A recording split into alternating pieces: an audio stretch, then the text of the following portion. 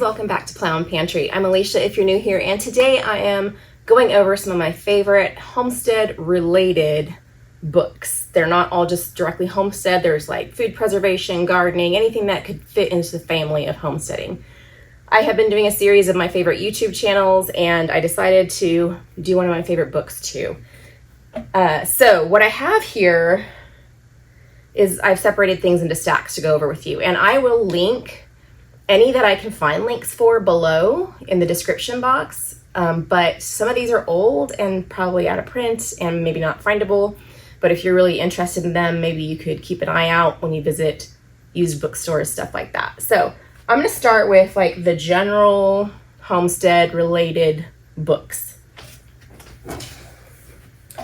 Okay, so I have 4 here that I feel like are a little more general than others.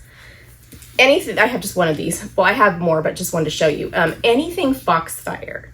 These are, my parents had the entire collection, and they started to, when my mom died, my dad moved, he sold off a lot, but he found more for me because I wanted them. I was like, no, I want those. Foxfire books are really old, but they are like everything how-to from the old ways. This is Foxfire 6. It has shoemaking, wooden locks, banjos, Memories of the American Chestnut. Like there's just, it's pretty cool. And from what I understand, the Foxfire School is semi near me, like within a couple hours drive. So one day I would love to visit that. So anything Foxfire you find is a great book. And I think that they started after a while making smaller versions of the books, like each section, what would be a chapter in here, I guess. And so if you see something that looks more like a magazine, that's Foxfire, same stuff. Okay, next one, this is also an old one. Down Home Ways. This is all the old ways to do all the things. So there's like, I found some old recipes for my mom in front of this. They're already recipes I have, but I loved it. So this is, there are not a lot of pictures or anything in this, but there are a lot of things the old way, like how to make golf tees, how to make a hammock, how to grow sprouts and grains, how to make your own mouthwash. Let's see, on the back we have curing and splitting wood, gathering sap and syrup for sugar making. There's some cooking stuff in here like granola and sourdough, making an old-fashioned lantern on your own, stuff like that. So if you're interested in all of the off-grid type things, this is a great book. Not sure if it's still available, but I will try to find a link for you because this was one of my parents' books. It is from 1978. Okay, a newer book though is the Homestead Companion. I really like this one. It has a lot of, again, more generalized stuff, not just gardening and preserving, which is what most of us modern homesteaders focus on, but it has everything from making money on the homestead to how, like, really it's something to read probably before you start a homestead because it helps you with the planning process and your goals. But then it also has things like how to homestead when you're broke, what to do with extra vegetables. It has things about different animals like meat goats, milk goats, stuff like that, long wool sheep, growing a garden. It's more general about growing the garden. What do I have marked here? I have a couple little marks. Pie fillings. So there's some recipes like how to make pie fillings, how to build drawers in a dresser, how to save money. It's just a really good, like, being frugal and planning the homestead as a whole picture type book. Love it. Okay, this one is also a newer, but it's from National Geographic, Attainable, Sustainable.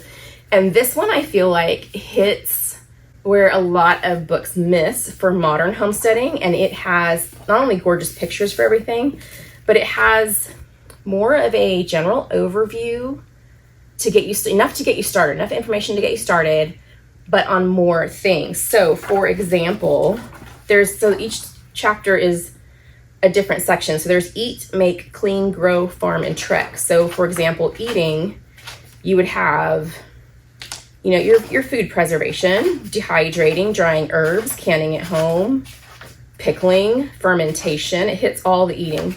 And some quick breads, some recipes that you can home make stuff, how to handle grains, infusing oil and vinegar.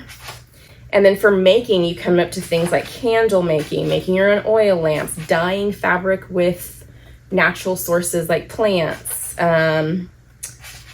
sewing, like the basics of patchwork and quilting, food storage without waste, wool felting, basket making, macrame, leather work. Like it hits a lot. Then let's see, cleaning. We're talking about soap making and skincare in addition to like laundry and natural hair care and herbalism and natural remedies for things. And let's see, household pest control. Then for grow, there's some basics on the garden, like perennial crops, annual crops, container gardening, pests and predators, things that will really get you started on like, do I need a greenhouse? And then for farm, you've got bees, you have composting, let's see, raising chickens, poultry feed. There's also trek. Trek was interesting to me because it is like more of the out and about, including stuff you want to know for camping, like outdoor cooking, but also how to do like trail signs and backpacking safety and some wild crafting as far as wild edibles or collecting flowers, that type of thing. So the outdoor cooking, does that not look delicious? That looks delicious to me. That is apples, brie cheese, and honey on a campfire. Yum. Cast iron cookery, plant identification. Like I said, it is more of an overview of each thing, but it's enough to get started on each thing or to know which questions you want to ask for further research. So love this one for that. Okay, this book looks ridiculous because I had a puppy when I got this book and the puppy ate the book, got a hold of the book. Freeze Fresh is one of my favorite books for food preservation by freezing directions. If you want to know whether or not you need to blanch something before you freeze it, if you want to know how long to blanch it, if you want to know what types of containers are good for a specific thing you want to freeze. There's everything from meats and meatballs to onions to potatoes. There is just about everything you can think of to freeze is in here. Also with food preservation, I wanted to mention that my favorite dehydrating book, I could not find to show you. I will try to find, I have to dig online and see what it's called because I don't remember. And I will try to find a link for you and maybe put a picture here if I find it of my favorite dehydrating book. It is super great, not just for directions for how to dehydrate each thing, but there are also recipes. Like if you want to make a dehydrated dip mix, which makes a great gift, stuff like that. Really good book. I'll try to find it. I couldn't find it here. I think I may have lent it to someone and I don't remember who, and it's been a while, so I haven't gotten it back, so that's gonna be hard. So freeze drying, dehydrating, canning. I have several canning books. I love them. This is one of my favorites if you want to, and it's not as old as it looks. It looks like an old style because it has the binder and I love the binder, but it's from 2015, less than 10 years old. If you are you've done past the basics of canning and you want to do different things with little twists and flavors you don't normally get in basic recipes, this is a great one. I have a lot of things marked I want to try. This winter, I've got this one marked I want to try, cranberry jalapeno pepper jelly. I have in the past year fallen in love with pepper jelly. I used to think it was whatever, but now I love it and I really want to try that. So this is a great canning book. This is the Better Homes and Gardens complete canning guide. I do, of course, also have the Ball Book of Canning. It's got a lot of I mean, this is all over YouTube and the internet. If you haven't heard of this one, you might be brand new to canning. It is, I mean, this one specifically has some more international dishes like harissa, and then you have your normal things with a little twist like citrus vanilla bean marmalade. And then in the back, there are some more meal in a jar type things, which is not what I normally can, but let me see if I can find it. There's like beef stew, I think, and there are also a lot of good charts for reference, like what is in season when. Is this one for your region?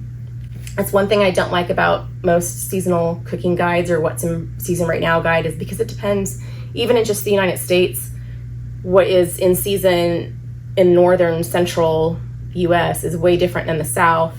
And it just can be, you can get a lot of misinformation that way. And also on this chart is how many items per pound, because oftentimes canning recipes will be like 3 pounds of apples, and you're like, well, how many apples do I need to buy? 3 to 4 medium per pound type thing. So I find that useful. I'm trying to find the other, there's charts all through this thing. Every green section, you can see the green, is a chart. Guidelines for freezing. It's not just canning, there's some freezing stuff in here too. So this is one of the older, how old is this one? This is how to store your homegrown produce. And it goes beyond just canning. This book is from 2010. It's not that old. I believe I got this at a used bookstore. And it has your basic canning and but it has other techniques too, like natural storage. That's like when you're braiding garlic and hanging it, how to do that right, stuff like that. Salting, that's one we don't talk a lot about anymore, but it's very useful. There's some recipes like apple chutney and mixed fruit chutney, vinegars, pickling. There is like solar dryer, air drying, storing things in oil, freezing, dehydrating. It's not just canning like a lot of books. And then also a few recipes of what to make with stored items, because sometimes when you store certain foods long term, they just tend to do better in some situations than in others, whereas you might use it fresh in one circumstance and a different way in another. So this is another old one. I got this in my early adulthood, Preserving Summer's Bounty. It's from Rodale. Is Rodale even around anymore? Let's see, this one's from 1998, so right around the time I graduated from college. But there is a lot in here about canning and preserving and freezing and pickling and drying and juicing and root cellaring. Root cellaring is something I'm trying to get a little better at and see if I can adopt some part of my house or property for, I don't have a root cellar. Don't really have a good place on my property to build one, but I'm trying to figure out what I could do that works with it.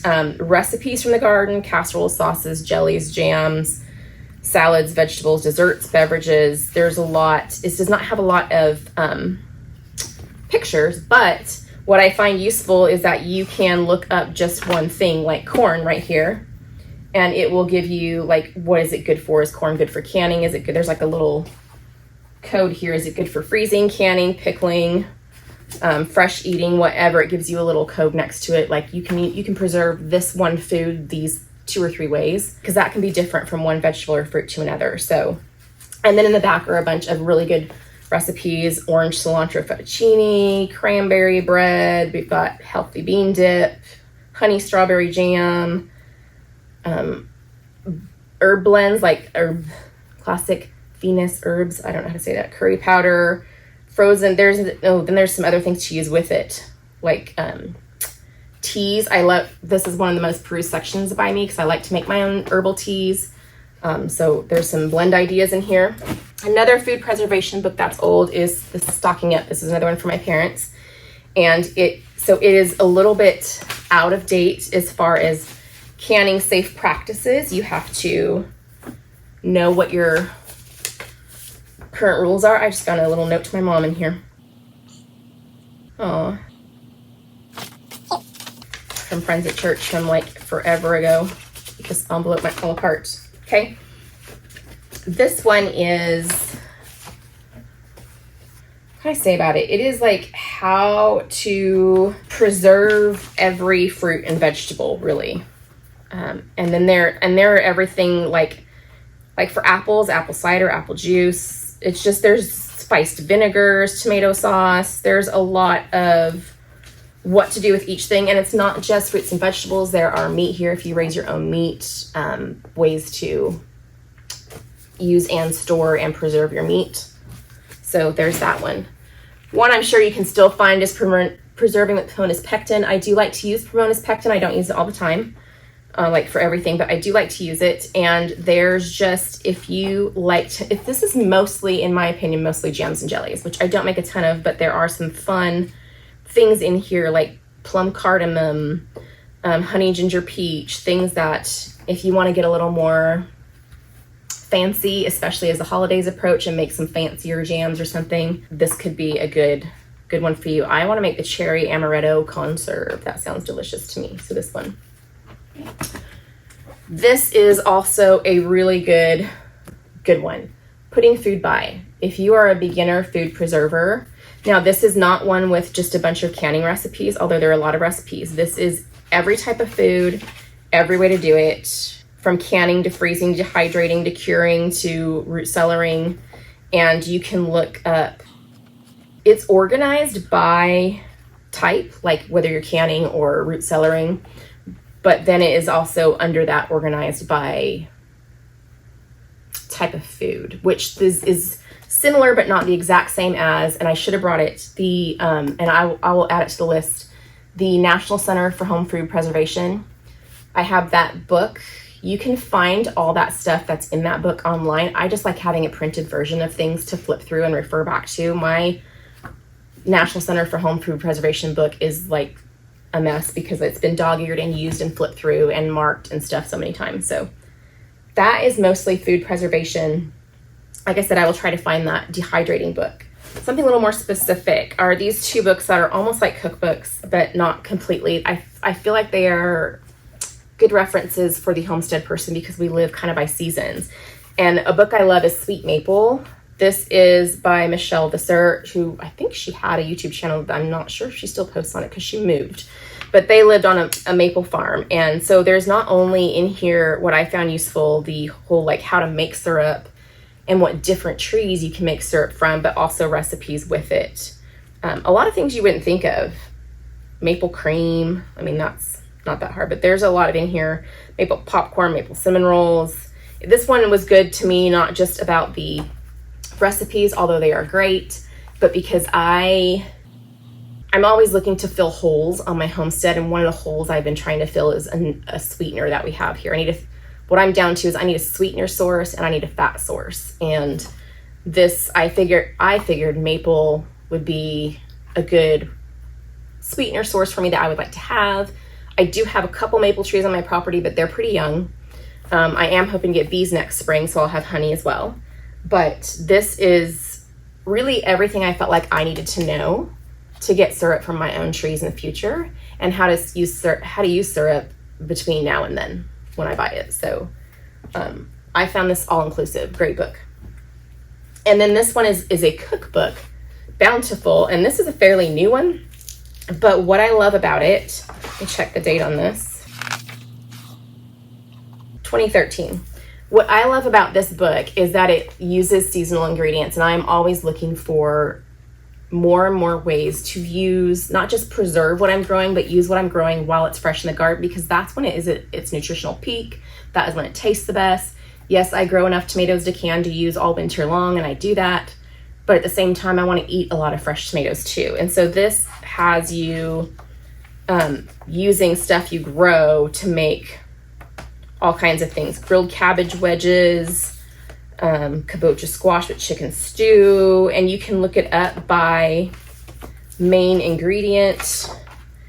Like beans, stalks, and shoots is one chapter. Tomatoes has its own chapter. Roots and bulbs is a chapter. Like how to use, and then the advantage of something like that, for example, roots and bulbs, is usually whatever method is used to make something one way, you can use that on a similar item. Like if there's a way to treat carrots in here, you can probably use that same type of treatment when you're cooking beets or radishes or some other root crop, or even potatoes, even though they're very different than carrots.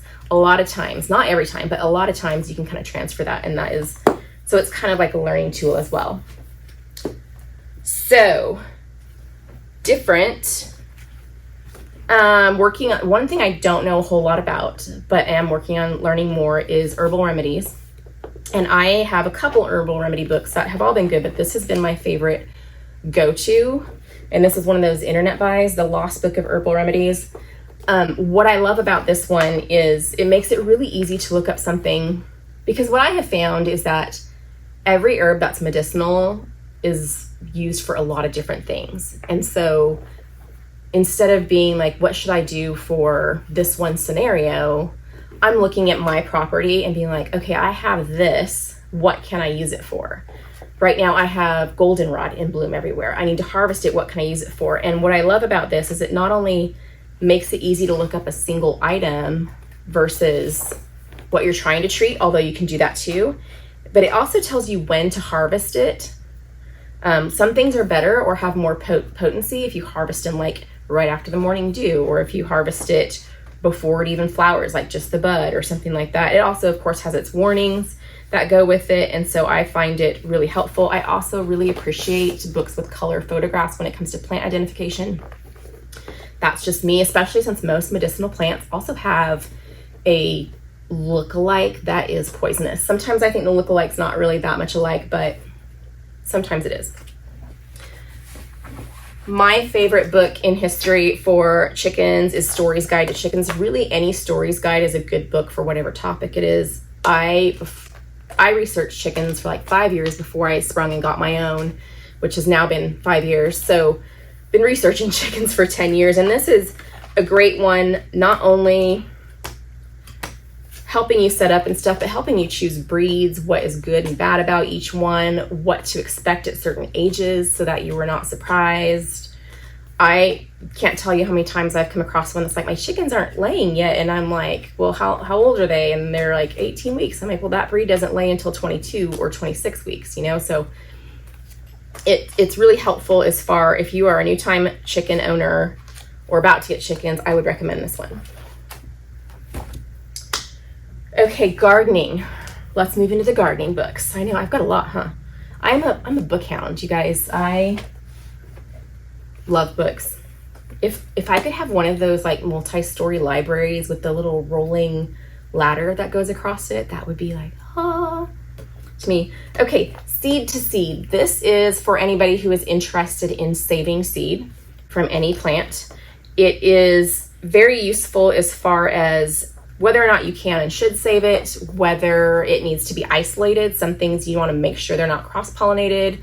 So if you want to save your own seed to prevent buying seed or keep the cycle going on your own property, because there is a lot of advantage to saving seeds on your property and regrowing them, because then those plants get more and more adapted to your very specific microclimate, your zone, your yard.